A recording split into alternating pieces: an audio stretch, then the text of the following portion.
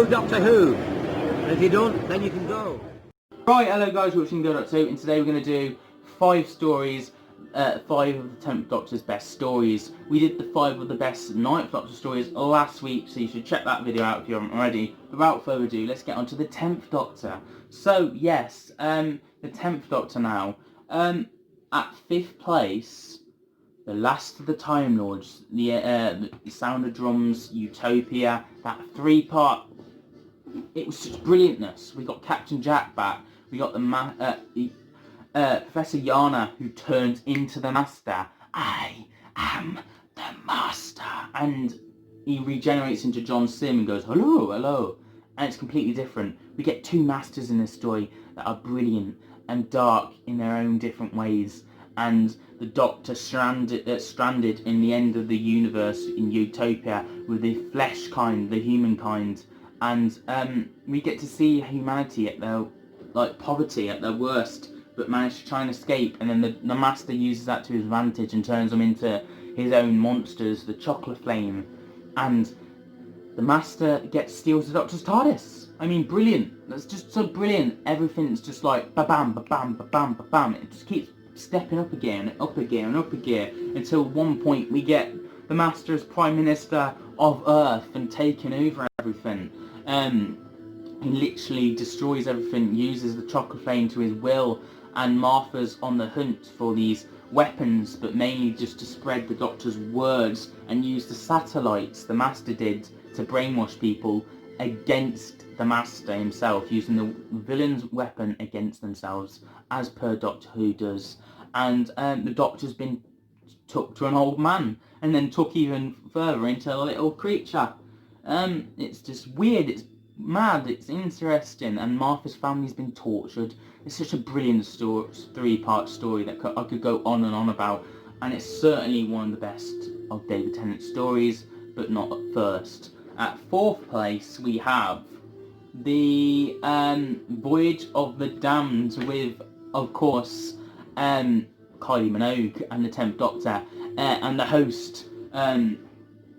You have 3 questions to get right, sort of thing, and the host coming after you.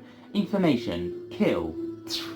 And all these lovable characters you start to love, and then typical Russell T Davies killing them all off and leaving the worst person you want dead alive because it'd just annoy you. And yes, it's a brilliant Christmas story on the Titanic. Dave Tennant's performance is incredible, and the Queen even plays a little visit. Thank you, Doctor. Lovely stuff, brilliant story. And at 3rd place we have The Waters of Mars. Just 1 drop. That's all it takes. Just 1 drop. Lovely stuff. The Doctor's near its end. Time Lord victorious at its work.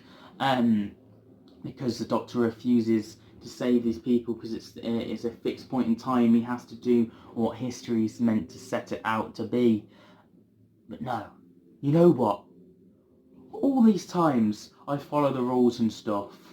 Just this once, history's going to follow my rules. Time Lord victorious modes. The laws are mine.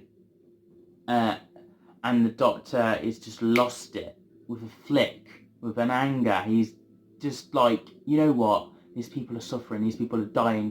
I save people. It's what I do. So why can't I just save these? And he tries that out.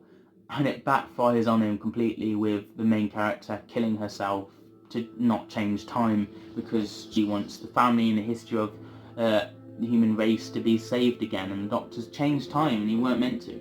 So yeah, it's an interesting one. And at 3rd place, we've done 4th, 3rd. Oh, at 2nd place now is Journey's End, Turn Left, and the other parter.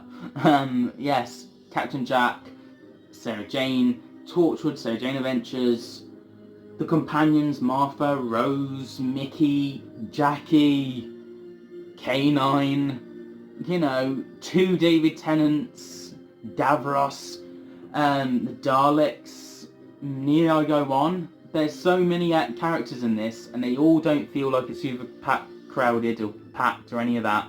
It's such a brilliant story after story after story, and it leads into each other perfectly, and it's Endgame before Avengers Endgame even was a thing, with them all coming together. Cinematic universe of Doctor Who, and it works, and well done for it to work. I bloody love this story, and it has to be the second best David Tennant story in my opinion, and the first best story of all time is End of Time. You guys aren't going to love this, but you know what, I don't care. End of Time is my favourite David Tennant story, so it's number one for me. I love it.